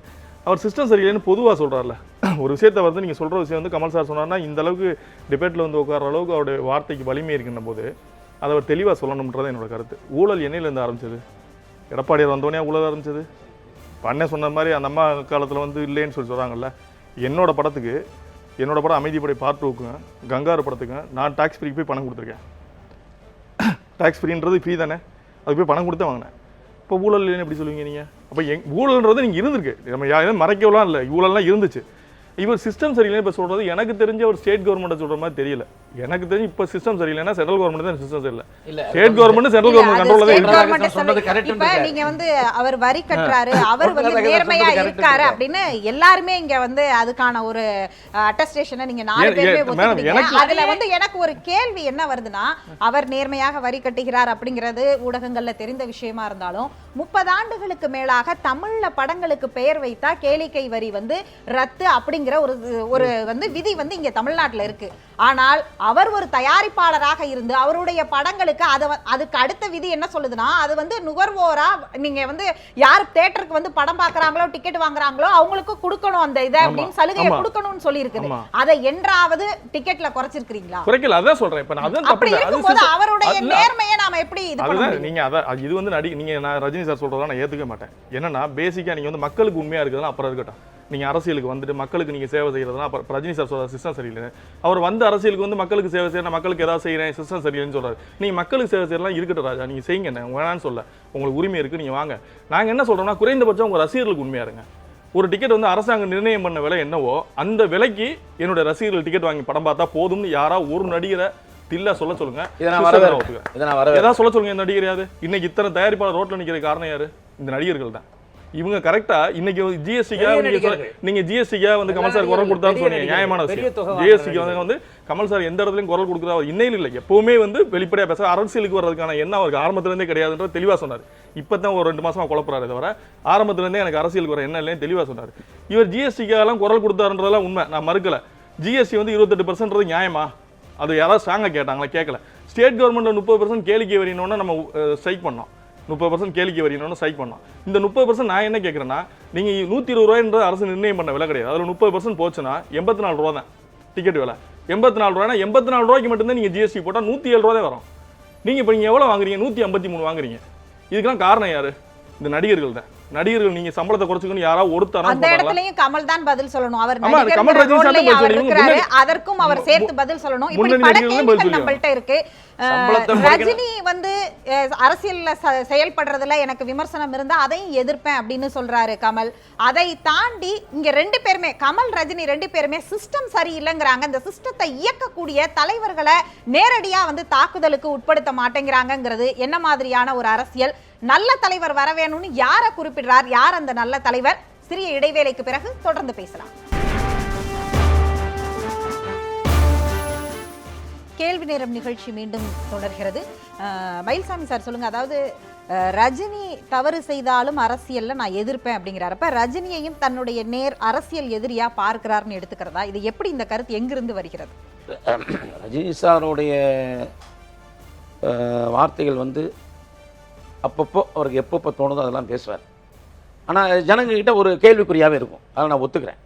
ஆனால் அவர் முழுமையாக பேசுகிறது இந்த டைம் தான், போருன்னு வரும்போது சந்திப்போம் அப்படின்ட்டார். அதுக்கு காரணம் என்ன அப்படின்னா, இதுக்கு முன்னால் சொன்ன மாதிரி மேடம் சொன்ன மாதிரி ஒரு மைக்கு கூட நம்ம கூப்பிட்டு பேட்டி எடுக்க முடியாது, மந்திரிகளும் வந்து நிமிர்ந்து நிற்க முடியாது, அந்த மாதிரி கண்டு இருக்கும்போது நம்ம எதுக்குங்கிறனால எல்லாம் ஒதுக்கிட்டு இருந்தாங்க. இன்னைக்கு பார்த்தா பிரச்சனைகள் நீங்க கூட அப்ப இதெல்லாம் பேசல சார். புரியல, நீங்கள் அப்போது இதெல்லாம் பேசவே இல்லை. நீங்க அப்போது எப்படி பேசிக் கொண்டிருந்தீர்கள் என்பதும் ஊடகங்கள் பார்த்தது தானே. இல்லை, ஊடகங்களை பார்த்து யாருக்கு நான் சப்போர்ட் பண்ண மாட்டேன், யாருக்கும் சப்போர்ட் பண்ணி பேச மாட்டேன், யாரையும் தாக்கி பேச மாட்டேன், நடந்த உண்மையை சொல்றது பயப்பட மாட்டேன். என் பள்ளி சார் தான், நான் எந்த கட்சிக்காரன் கிடையாது, நான் அதிமுக உறுப்பினர் கிடையாது. ஜெயலலிதாம்மா அவங்க வாயால் கூப்பிட்டு சேராத ஒரே நடிகை நான் தான், மார்த்தடி சொல்லிப்பேன். ஐயா அவரை கேட்டு பாருங்க, அவங்க வாயால் நேராக பக்கத்து சீட்டு உட்காந்து கூப்பிட்டுருக்காங்க. அப்போ சார் ஏன் தெரியுமா, கட்சியில் சேர்ந்தா ஒரு கட்சி சார்ந்தே நம்ம போயிடுவோம், மற்ற கட்சியில் பாதிக்க வரும். ரெண்டாவது நம்ம கட்சி எந்த தப்பு பண்ணாலும் கேட்க முடியாது. அந்த ஒரே ஒரு காரணம் எந்த கட்சியில் சேராமல் இருக்கேன். இன்றைக்கி என்னை கட்சியில் எல்லாரும் தான் கூப்பிட்றாங்க. அப்புறம் அங்கே போய் நானும் ஜெயிச்சங்க போனேன், அதுக்கு விருப்பம் இல்லை. எப்போ குரல் இருக்குது அப்போ தான் சொல்ல முடியும். அதே நேரத்தில் இப்போ ரஜினி சார் குறித்து நீங்க சொன்னீங்க இல்லையா, அதாவது எப்ப வேணாலும் அவர் எப்படி வேணாலும் பேசுவார். அப்படி கமலுக்கும் ஒரு உதாரணத்தை நீங்க உங்க தரப்புல இருந்து உதாரணத்தை சொல்றேன் நான். அதாவது ஒரு 2004க்கு முன்பு இதே மாதிரி கமல் சார் அவர்களிடம் ஒரு எக்ஸ்க்ளூசிவ் பேட்டி எடுக்கப்படுகிறது. அந்த பேட்டியில அவர் குறிப்பிடுறார், அவருடைய பர்சனல் சம்பந்தமான கேள்வி வரும்போது அவர் சொல்றாரு, என் வீட்டு கேட்ல வந்து நாய்கள் ஜாக்கிரதைன்னு நான் போர்டு வச்சிருக்கேன், அதை மீறி வரவேற்பறைக்கு வர்றீங்க, வரவேற்பறைக்கு வர்றவங்க ஏன் என் பெட்ரூமை எட்டி பார்க்குறீங்கன்னு ஒரு கேள்வி கேட்டார். அப்படிப்பட்ட கமல் அவர்கள் இன்று வந்து பெட்ரூம்குள் கேமராவை வைத்து கண்காணிக்கக்கூடிய ஒரு நிகழ்ச்சிக்கு பிக் பாஸ் ஆக இருக்கிறார். அது வந்து அவர் காரணம் நம்ம சொல்ல முடியாது. ஏன்னா ஒரு நிகழ்ச்சிக்கு வந்து ஒரு ஸ்கிரிப்ட் வந்து அந்த டிவி மீடியாவை கொடுப்பாங்க, புரிஞ்சா அவங்களுக்கு, அவங்க அது நல்லதா கெட்டதான் தேர்ந்தெடுக்கணும், அவங்க அதை ஓகே பண்ணணும், புரிஞ்சா அவங்களுக்கு. அதனால அது அவர் ஒரு காம்பேரிங், அவ்வளோதான். அதை நீங்கள் விஜய் டிவி தான் கேட்கணும், ஏன் இப்படி பண்ணுறீங்கன்னு விஜய் டிவி கேட்கலாம். இப்போ நான் கேட்குறேன், எத்தனை டிவியில் வந்து இல்ல அவ்வளவு, அதாவது பொதுவாக சொல்கிறேன், இன்னைக்கு எல்லா டிவியும் நம்ம பேசுவோம், மர்டரை லைவாக காட்டுறீங்க, அது நல்லதா? ஒரு வெட்டுறது குத்துறது எல்லாம் லைவாக காட்டுறீங்களே, அப்போ இன்னொருத்த வந்து நம்ம பண்ணணும்னு ஆசைப்பட மாட்டோமா? அதற்கெல்லாம் சில விதிமுறைகள் இருக்கு. எப்படி விதிமுறைகள் இருக்கு? அதான் கேட்டேன். யாருமே எந்த மாடருமே லைவா நடக்கிறது கிடையாது. எடுத்து அனுப்பு. ஒருங்க ஒரு டிவி விவாதம் பண்ணேன், குடிக்கிறது யார் சார் காட்டுனீங்கன்னு கேட்டேன். சார் நடந்தது எடுத்து காட்டணும் அப்படின்னாங்க. உலகம் முள்ள செக்ஷன் எடுத்து காட்டு, அதாவது வரைமுறைகள் இருக்கு சார், இதை காமிக்கணும், இதை மார்பிங் பண்ணணும் அப்படிங்கறத ட்ராய் சில வழிமுறைகளை இங்க கொடுத்திருக்குது. இப்ப அதுக்குள்ள போனா இன்னொரு விவாதம் இருக்கு. ஆனால் ஏன் இவ்வளவு வந்து தன்னை சமரசம் பண்ணிக்கிட்டு இவர் கேள்வி கேட்க முடியாத இடத்தில் இல்லை, அப்படி ஒண்ணும் விஜய் அந்த மற்றொரு தொலைக்காட்சியுடைய இதை வந்து கேள்வி கேட்க முடியாம இதை ஒத்துக்க வேண்டிய நிர்பந்தம் எங்க இருந்து வருகிறது? அப்படி எல்லாம் ஒண்ணும் கிடையாது. இதை நீங்க கம்பல் பண்ணீங்கன்னா பாம்பே நடந்ததெல்லாம் வந்து 100% கம்மி, அதெல்லாம் ரொம்ப ஓவர். டெல்லி பாம்பே பண்ணா ஜெட்டி பாடி தான் பார்க்க முடியும், புடவையே பார்க்க முடியாது. இங்க கொஞ்சமாக இருக்காங்க, அது சந்தோஷப்படுங்க. இல்ல இப்ப ஆடைக்குள்ள இருக்கிறது பிரச்சனை இல்ல, இவர் ஒரு கருத்துல நிக்கிறாரு, அந்த கருத்து சம்பந்தமாக இவர் ஏற்கனவே இவருடைய பர்சனல் வரும்பொழுது அதை எப்படி பார்க்கிறாரு, ஆனால் அவரே ஒரு நிகழ்ச்சியில இன்னொருத்தவங்களுடைய பர்சனலை எப்படி பார்க்கிறாருங்கிறது தான் கேள்வி. நான் அந்த நிகழ்ச்சி பத்தி சரியா பார்க்கல, கேள்விப்பட்டிருக்கேன், அந்த நிகழ்ச்சி பத்தி எனக்கு அவ்வளோக்கா தெரியாது. அதுக்கப்புறம் இவர் இடையில வந்து கூவத்தூரை பத்தி சொன்னாரு, மேடம் ஏதோ கூவத்தூர் பத்தி சொன்னது ஓவர்லாப் பண்ணாரு. எனக்கு மிகப்பெரிய மனவர்த்தனா, கூவத்தூரில் விசாரணைக்கு போனவங்க 2 போலீஸ் ஆஃபீஸர், செந்தாமரை கண்ணன், முத்தரசி எஸ்பி 2 மாதம் சஸ்பென்ஷன் இருந்தாங்க. தெரியுமா உங்களுக்கு?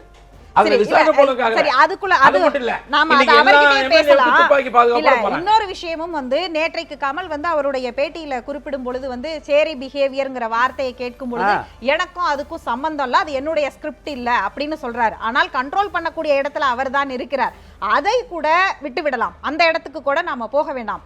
ஆனால் அவர் ஒரு விஷயத்தை முன்வைக்கிறாரு அப்படிங்கும் பொழுது அது குறித்து கேள்வி எழுப்பினா அந்த கேள்விக்கு அவர் என்ன ரியாக்ட் பண்றாரு? தான் வந்து கருப்பு சட்டை போட்டிருக்கிறதுனால தான் என்னை எப்படி பேசுறாங்கன்னு சொல்றவரு, ஆனால் கருப்பு சட்டை போட்டவர்களுக்கான கொள்கைகளுக்கு நேர் எதிரான ஒரு நிகழ்ச்சியில தானே அவர் இருக்கிறாரு.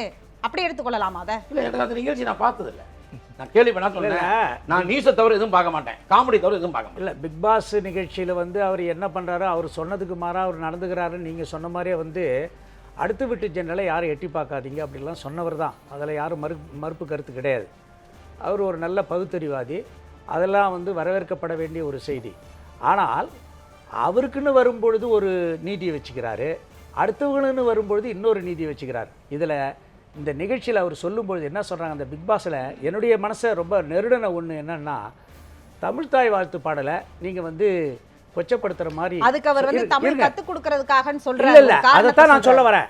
தேசிய தமிழ்த்தாய் வாழ்த்து வந்து என்பது தேசிய கீதத்திற்கு இணையானது.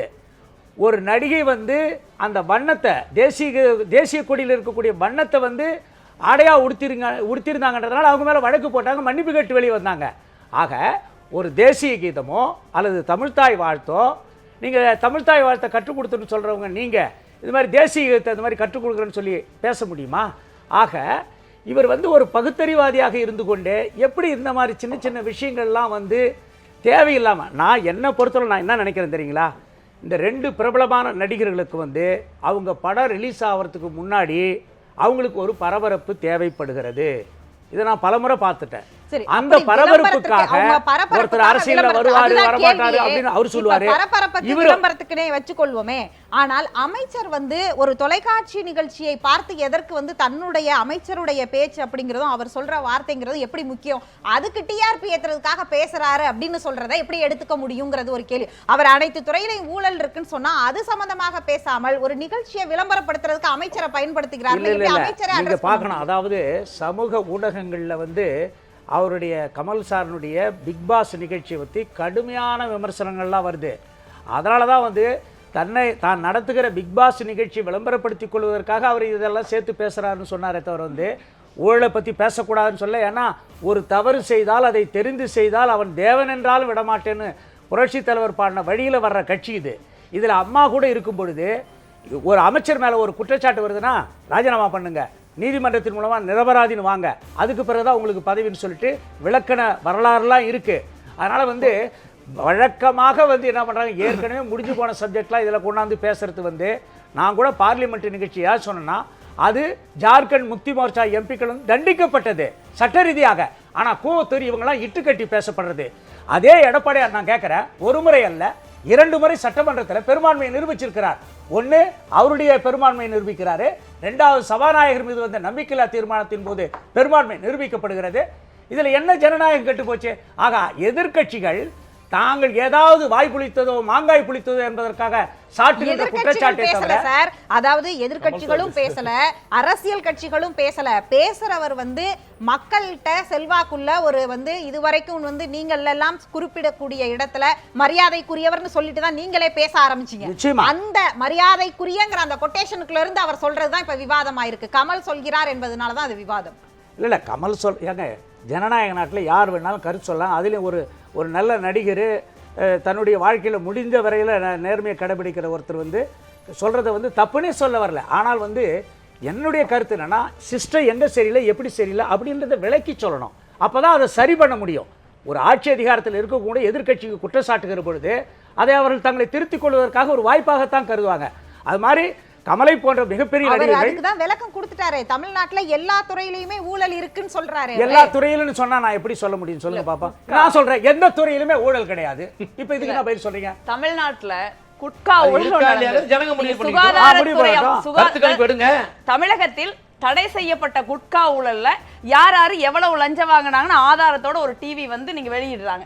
சார் சொல்றாரு நாங்க ஏதாவது சொன்னா திருத்திக்கவும் இல்லை அப்படின்னு. நீங்க குட்கா ஊழல்ல யாரெல்லாம் தொடர்புல இருந்தாங்களோ அவங்களுக்கு தான் பதவி நீட்டிப்பு வழங்கப்படுது. நீங்க திருப்பி சுகாதாரத்துறை அமைச்சர் மேல ஒரு குற்றச்சாட்டு இல்லை, பல குற்றச்சாட்டுகள் வந்த பின்பும் கூட ஒரு தார்மீக அடிப்படையில கூட அவங்க பதவி விலகிறத பத்தி யோசிக்கல. இன்னொன்னு சொன்னாரு சார், நீங்க அம்மா இருக்கிறப்ப வந்து சந்தேகத்தின் நிழல் படிஞ்சாலே விலக்கி வச்சாங்கன்னு. அப்ப அவங்க மேல சந்தேகத்தின் நிழல் படிஞ்சப்ப அவங்களே விலகி நின்று இருந்திருக்கணும். ஏன்னா எம்ஜிஆர் மீது அந்த மாதிரியான குற்றச்சாட்டுகள் எதுவும் இல்லை. சோ அடிப்படையில நிறைய வித்தியாசம் இருக்கு. இப்ப கமல் வந்து நீங்க ரஜினியை விமர்சிப்பேன் அப்படின்னு சொன்னா அவர் என்ன சொல்றா, பொது வாழ்க்கைக்கு வந்து அவர் மக்கள் மத்தியில சரியா வேலை செய்யலைன்னா விமர்சிப்பேன்னு சொல்றாரு.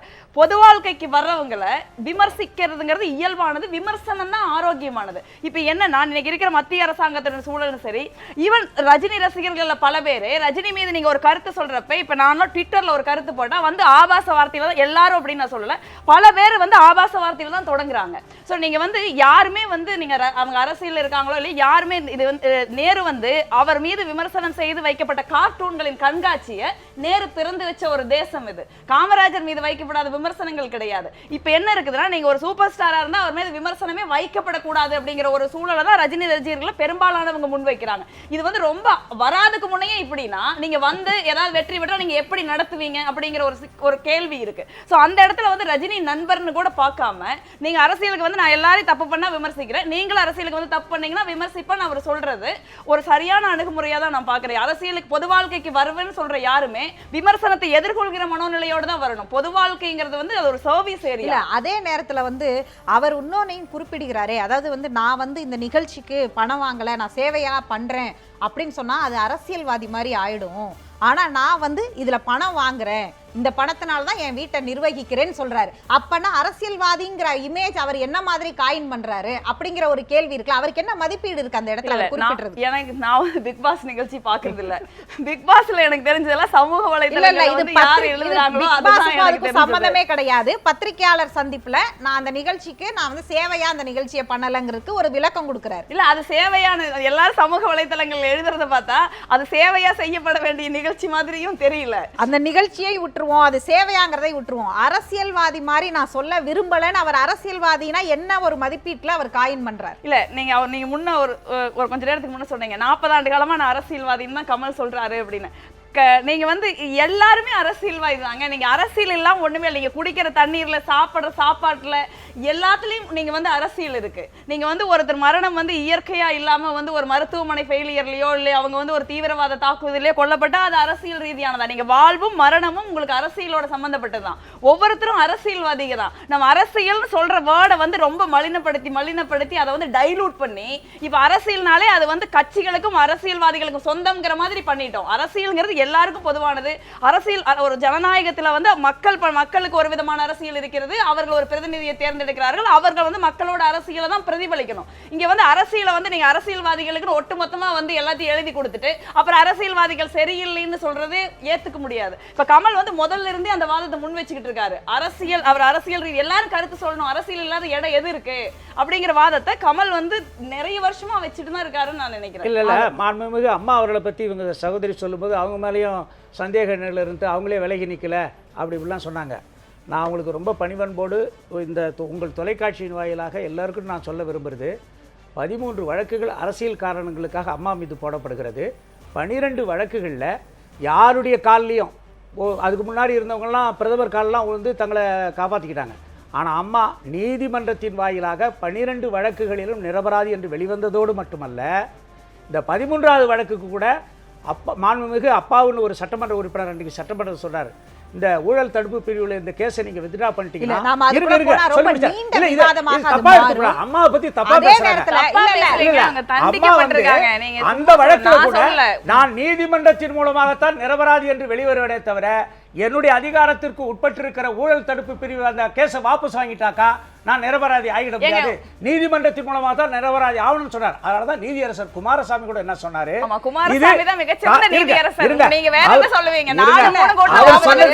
அரசியல் காரணங்களுக்காக போடப்பட்ட வழக்குன்னு சொன்னாரு. நான் போகல, ஒரு வார்த்தை சொன்னீங்கல்ல சார், அதாவது அவங்க சொன்னோனே அரசியல் காழ்ப்புணர்ச்சிக்காக போடப்பட்ட 13 வழக்குகள்னு.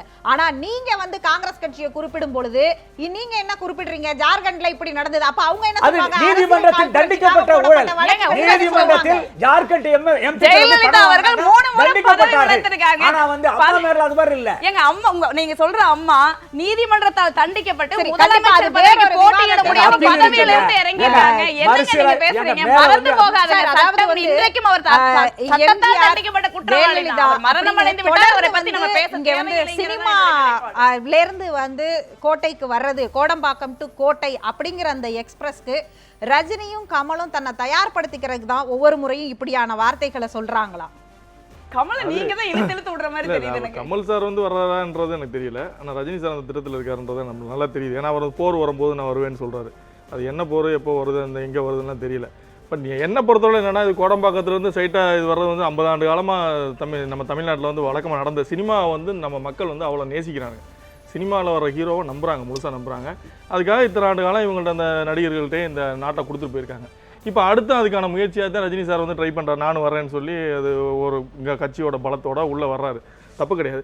முதல்ல அவங்கள சுய பரிசோதனை பண்ணிக்கணும். முதல்ல நம்ம கரெக்டாக இருந்துக்கிட்டு நம்ம அந்த மக்களுக்கு சேவை செய்ய வருவோம். நீங்கள் இப்போ இருக்க இந்த சினிமா துறைக்கு உங்களால் என்ன நடந்தது? என்னோட கேள்விலாம் அதை. நீங்கள் சினிமா துறைக்கு முதல்ல நல்லது செய்யுங்க. மிகப்பெரிய நடிகர்கள் நீங்கள் 2 பேர். எம்ஜிஆர் சிவாஜி இருக்கும்போது சினிமா துறைக்கு அவங்களால முடிஞ்ச அளவுக்கு சினிமா துறை வாழ்ந்துட்டு இருந்தது. அந்த 2 ஆளுமைகள் இருக்கும்போது நல்லா வாழ்ந்துட்டு இருந்தது. அதுக்கப்புறம் இப்போ நீங்கள் ரஜினி சார், கமல் சார் வந்துருக்கீங்க. நீங்கள் இந்த சினிமா துறையை வாழ வைக்கிறதுக்கு என்ன பண்ணிருக்கீங்க? குறைந்தபட்சம் நீங்கள் என்ன பண்ணிருக்கீங்க? நீங்கள் இருக்க அந்த தொழில் துறையே வாழ வைக்க முடியலமோ நீங்கள் மக்களை வாழ வைக்க போகிறோம்ன்றதை மக்கள் எப்படி நம்புவாங்கன்னு நினைக்கிறீங்க நீங்கள்? இப்ப வந்து அவர் சொல்ல சின்ன முரண்பாடு இருக்கு. இப்ப நீங்க 50 ஆண்டு காலமா இருந்திருந்தா கூட இன்னைக்கு இருக்கிற தலைமுறை நீங்க அரசியலையும் ஒரு ரசிப்பு தன்மையும் தனியா தான் பாக்குறாங்க. ரஜினி அவர்கள் இன்னும் அரசியலுக்கு வரணும் முழுமையா அறிவிக்கல. ஆனா சமூக வலைத்தளங்கள்ல அவர்களுக்கு எதிராக வர ஓப்பனான விமர்சனங்களை இளைஞர்கள் ஆதரிக்கிறாங்கன்னு சொல்ல.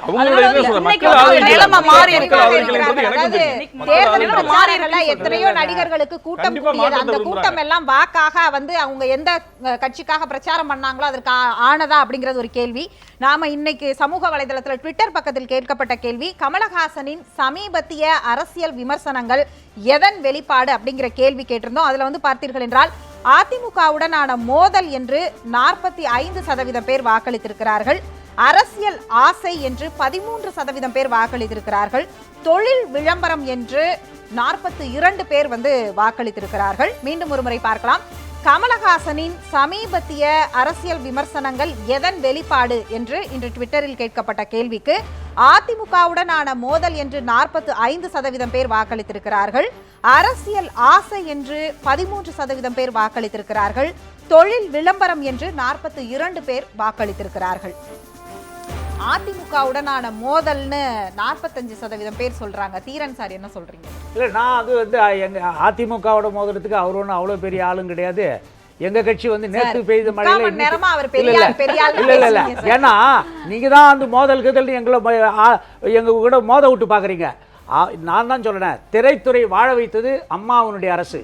அதுக்கு முன்னாலாம் திரைப்படம் எடுக்க முடியாது, எடுத்தாலும் திரையரங்குகளில் வெளியிட முடியாது. ஒரு குறிப்பிட்டவர்களுடைய ஆதிக்கம் மட்டும் இருந்து அவங்க கையிலிருந்து விடுவிச்சு திரைத்துறையை காப்பாற்றுவது இந்த திரைத்துறையை சார்ந்தவங்கெல்லாம் வாயார வாழ்த்தின நிகழ்ச்சியெல்லாம் உண்டு. அதனால எங்களுக்கு நாங்க வந்து திரைப்பட நடிகர்கள் நாங்க வந்து எதிர்க்க வேண்டிய அவசியம் இல்லை. அவங்களே எங்களை எதிரியா பார்க்க மாட்டாங்க. அவர்கள் இதற்கு முன்னாடி அறிக்கை கொடுத்தாரு. அமைச்சர் செங்கோட்டையன் அவர்கள் அதற்கு பதிலடி கொடுத்திருக்காரு. இன்றைக்கு வந்து அமைச்சர் ஜெயக்குமார் அவர்கள் அவர் கேட்ட கேள்விக்கு அவர்கிட்ட பதில வாங்கி இப்ப திரும்ப அதற்கும் பதில் சொல்லி இருக்கிறாரு. அப்படின்னா நீங்க எல்லாருமே அட்ரஸ் பண்றீங்க. இது கடந்து போற ஒரு விஷயம் இல்ல. கடந்து போறலமா, திரைத்துறையை சார்ந்தவர்களுக்கு நாங்க ஏராளமான நன்மைகளை செய்திருக்கிறோம். அதனால அவங்க எங்களுக்கு எதிராக வரமாட்டாங்க அப்படின்னு நாங்க நம்புறோம். வந்தாலும் இது 1.25 கோடி தொண்டர்களை உள்ள ஒரு கட்சி. இது வந்து யாருக்காகவும் எதுக்காக நாங்க வந்து எங்களை என்ன சொல்றாங்க 117 செயற்கைக்கோள்கள் என்று கூவத்துறை வந்து குறிப்பிட்டு அவருடைய ட்விட்டர் பக்கத்துல போட்டிருந்தாரு. அது உங்களை நேரடியா மோதுறது இல்லையா? தொகுதி எம்எல்ஏக்கள் வந்தா சிறப்பா கவனிங்கன்னு சொன்னாரு. அது உங்களை நேரடியா மோதுறது இல்லையா? நான் ஒரே ஒரு கேள்வி கேட்கிறேன். மீண்டும் தேர்தல் வரணும். இந்த ஆட்சி முறைகேடான ஊடகவியலாளர் என் கூட அனுப்புங்க. இன்னைக்கு எங்களுடைய சட்டமன்ற உறுப்பினர்கள் அந்த தொகுதிகளில் போயிட்டு மக்கள் குறைகளை கேட்டு பலம் வராங்களா இல்லையான்றதை நான் நிரூபிச்சிட்டேன்னா அதற்கு என்ன நீங்க ஈடு செய்ய போறீங்க? எங்க சட்டமன்ற உறுப்பினர் மக்களோட இருக்கிறாங்களா இல்ல இங்க சென்னையிலே உட்கார்ந்து இருக்காங்க? வறட்சி மக்கள் வந்து குடித நீருக்கு குடங்களோட அலைஞ்சிட்டு இருக்காங்க. எந்த சட்டமன்ற உறுப்பினரும் தொகுதியில் இல்ல. நீங்க சொல்லுங்க, மக்கள் வந்து தெரு தெருவா இன்னைக்கு வந்து பஞ்சாயத்தா நிக்கிறாங்க. எந்த சட்டமன்ற உறுப்பினர் இருக்காங்கன்னு சொல்லுங்க. ரஜினி சார், கமல் சார் வந்து கதிராமங்கலத்துல பிரச்சனை நடந்துகிட்டு இருக்கு, நெடுவாசல பிரச்சனை நடந்துகிட்டு இருக்கு, எவ்வளவு தண்ணி பிரச்சனை இருக்கு, எவ்வளவு இதுக்கெல்லாம் இவங்களுடைய கருத்தை வந்து ஏன் பதிவு பண்ண மாட்டாங்க? இவ்வளவு பிரச்சனை நடந்துகிட்டு இருக்குல்ல, இவங்க 2 பேரும் இதுக்கெல்லாம் ஏன் பதில்? இவங்களோட பிரச்சனை பிக் பாஸ்ன்னு ஒரு பிரச்சனை வரும்போது சிஸ்டம் சரியில்லைன்றாரு, அவருக்கு ஒரு பிரச்சனை வரும்போது அவர் சிஸ்டம் சரியில்லைன்றாரு. மக்களோட பிரச்சனை இவங்க எப்ப பார்ப்பாங்க? அப்புறம் ஏன் நாங்க வந்து அரசியலுக்கு வந்து நீங்க மக்களுக்கு பண்ண போறோம்னா என்ன பண்ண போறீங்க? இன்னைக்கு கதிராமலத்துல பண்ண முடியாத, நெடுவாசல பண்ண முடியாத நீங்க என்னைக்கு வந்து நீங்க பண்ண போறீங்க? நீங்க அதாவது தொடர்ந்து வந்து தொழில் விளம்பரங்கிற அடிப்படையில தான் வந்து அவர் ஆரம்பத்திலேருந்தே சொன்னார். படத்துக்கு முன்னாடி வந்து அவங்க இந்த மாதிரி பேசுறாங்க அப்படிங்கிறத. தொழில் விளம்பரங்கிறது தான் 42% பேர் வந்து வாக்களித்திருக்கிறார்கள். அப்ப வந்து அவர் தொழில் விளம்பரத்துக்காக தான் இதெல்லாம் செய்கிறாரா? இல்லை, இப்போ யார் அந்த கருத்துக்களை சொன்னாங்களோ அவங்க மனசில் அது கரெக்டு. அதே மாதிரி 45% வந்து இப்படி சொல்லியிருக்காங்கன்னா அப்போ அவங்க மனசுலையும் கரெக்டு. ஆனால் மெஜாரிட்டி என்ன இருக்குது? ஒரு சின்ன சலசலப்புங்கிறது தானே. அதாவது யார் கருத்து சொல்கிறாங்களோ அந்த கருத்தை வந்து நம்ம விமர்சிக்கக்கூடாது, அது கரெக்ட். ஆனால் பட் ஆசை அப்படிங்கிறது ஒரு 13, அது வரைக்கும் சந்தோஷம். கமல் சாருக்கு அந்த ஆசை இல்லைங்கிறது ஜனங்க சொல்லியிருக்காங்க இல்லையா, அது வரைக்கும் சந்தோஷம். எங்க வந்துருவாங்களோன்னு அதிமுகவுடான மோதல்னா அவருக்கு ஆசை இல்லாமையா மோதுறாரு? அது ஜனங்க சொன்னதுக்காக சொல்றேன், நீங்க சொல்ல ஜனங்க சொல்லிருக்காங்க ஆசை. அததான் நான் சொல்றேன், அததான் நான் கேள்வியா கேக்குறேன். அப்ப அவருக்கு வந்து தொடர்ந்து அரசியல் பதிவுகளை அவரே வெளியிடுறாரு, அது அப்படின்னா அவருக்கு அரசியலுக்கு வர்றதுக்கான ஆசை இருக்குன்னு தானே அர்த்தம்? எனக்கு அப்படி தோணல. அதாவது எப்ப வந்து ஜனங்கள்லாம் பேச ஆரம்பிச்சாங்களோ, என்னடா இது கேட்கறதுக்கு ஆளே இல்லையாங்கிற மாதிரி அந்த நேரத்தில் தான் பேசப்பட்டது. ஏன்னா நான் ஒரு அதிமுக தொண்டை, நான் கிட்டத்தட்ட எல்லா எலெக்ஷன் ரெட்டையில ஓட்டு போட்டிருக்கேன். அப்போ எனக்கு வேதனை இருக்க மாதிரி எத்தனை தொண்டனுக்கு வேதனை இருக்கும்? அப்போ இத்தனை தொண்டர் நீங்கள் ஒரு மாநகராட்சி எலெக்ஷன் வச்சு பாருங்களேன், தொண்டை என்ன சொல்றான்னு பார்ப்போம். எதுக்கு நீங்க கமல் சார் நீங்க வந்து இவ்வளவு வெளிப்படையா நான் எந்த கட்சிக்கு ஓட்டு போட்டேன் அப்படின்னு சொல்றீங்க, ஆனால் தொடர்ந்து வந்து நான் வந்து எந்த கட்சியும் சாராதவன், எந்த கட்சியும் சாராதவன், உறுப்பினர் இல்லைன்னு எந்த கட்சியிலுமே உறுப்பினர் இல்லை. ஆனால் எம்ஜிஆருடைய பக்தன், என்னோட வீட்டு பேர் எம்ஜிஆர் தான். நான் கடந்த காலம் வரைக்கும் லாஸ்ட் எலெக்ஷன் வரைக்கும் ரெட்டையில தான் ஓட்டு போட்டேன். அது எந்த மாற்றம் இல்லை. தொடர்ந்து நம்ம பேசுவோம். தற்பொழுது கோபி அவர்கள்ட்ட அவர் தான் வந்து இது அரசியலே கிடையாது, நீங்க தான் இது அரசியல்னு சொல்றீங்கன்னு ஆரம்பத்துல இருந்து சொல்லிட்டு இருந்தாரு. அதிமுகவுடனான மோதல்னு 45% பேர் வாக்களிச்சிருக்கிறாங்க, நீங்க என்ன சொல்றீங்க?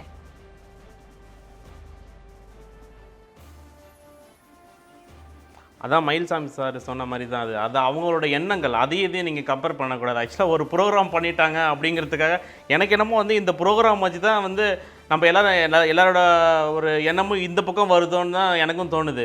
கதிராமங்கலம் அப்படின்னு சொல்லிட்டு எவ்வளவோ பிரச்சனைங்க இருக்குது.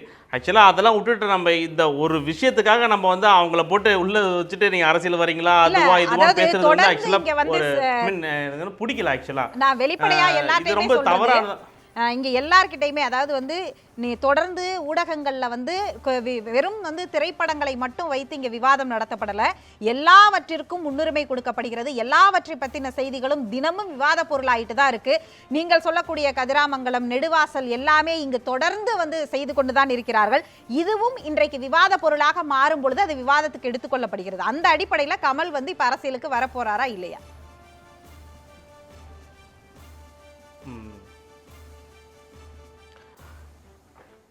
இது வரைக்கும் அவருடைய நடவடிக்கைலாம் அவருடைய பேச்சிலையும் பார்த்தீங்கன்னா வந்து என்னை பொறுத்த வரைக்கும் வந்து அவருக்கு ஒரு வருவதற்கான ஒரு எண்ணம் இல்லை, ஆசையோ இல்லை எண்ணமோ இல்லை, அதுதான் உண்மை ஆக்சுவலாக. ஸோ வந்து அவர் வரமாட்டாருன்னு தான் நினைக்கிறேன் ஆக்சுவலாக. அதாவது நீங்க வந்து குறிப்பிட்டீங்க, நீங்க அரசியலுக்காக இப்படியான ஒரு நிகழ்ச்சியை நீங்க உங்களுக்கு நடத்துறீங்க, அவருக்கு வர விருப்பம் இல்லை அப்படின்னு. கதிராமங்கலத்திற்கும் நெடுவாசலுக்கும் நாங்க இங்க விவாதம் நடத்தணும், அவர் ட்விட்டர்ல எல்லாத்துக்கும் கருத்து சொல்றவர், அவர் என்ன கருத்து சொன்னார் அப்படின்னு ஒரு கேள்வி இருக்குல்ல, அதுக்கு அவர் கூட கருத்து சொல்லி அப்ப அவருடைய பிரச்சனை வந்தால் மட்டும்தான் கருத்து சொல்வாரா அப்படின்னு ஒரு கேள்வி வருதுல்ல.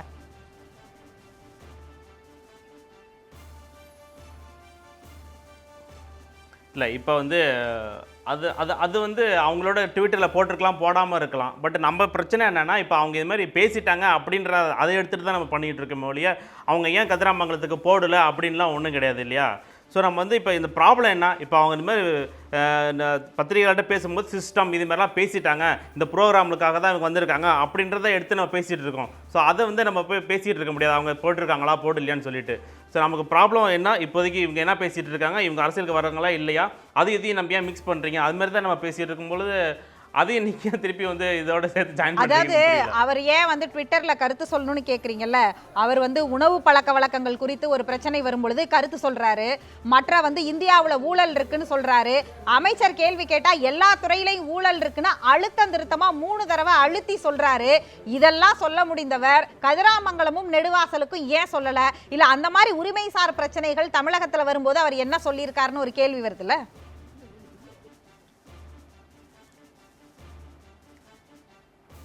இல்லை அதெல்லாம் சொல்லலாம், ஆக்சுவலாக அவங்க சொல்லலாம், அதான் சொல்ல முடியும். ஆக்சுவலாக அவங்க சொல்லலாம்,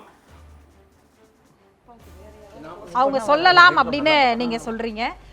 அதாவது நீங்க வந்து ஆரம்பத்திலேருந்து குறிப்பிட்டுக்கிட்டே இருந்தீங்க இங்க, அதாவது வந்து அரசியலுக்கு வர்றாங்களா இல்லையாங்கிறத தாண்டி அவங்க வந்து இவ்வளவு செஞ்சிருக்கிறாங்க, ஆனா இந்த அரசு வந்து மோசமான அரசு அப்படின்னு குறிப்பிட்டீங்க. ஆனா அவர் நேரடியா இந்த அரசுடன் தான் மோதுகிறார் அப்படிங்கிறது வெளிப்படையா தெரியுது. அப்ப அவர் அரசியலுக்கு வரப்போறாருன்னு தானே அர்த்தம்? இல்லைங்க, ஒரு தவறு நடக்கும்போது விமர்சிக்கிறார், அதனால அது அரசியல் வரணுங்கிறது அவசியம் கிடையாது.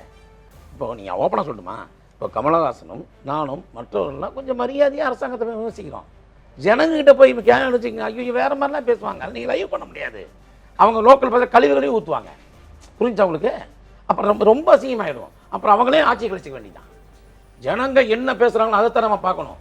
இந்த அரசாங்கம் என்பது மக்களுக்கானது, ஆனால் மக்களை ரொம்ப மக்கள் வந்து வாக்குச்சாவடிக்கு போய் அவங்க என்ன பேசணுங்கிறத பேசுவாங்க கண்டிப்பா. அதுதான் வந்து இன்னைக்கு நமக்கு வந்து மாறும். நிகழ்ச்சியில் பங்கேற்று உங்களுடைய கருத்துக்களை பகிர்ந்து கொண்டதற்கு மிக்க நன்றி.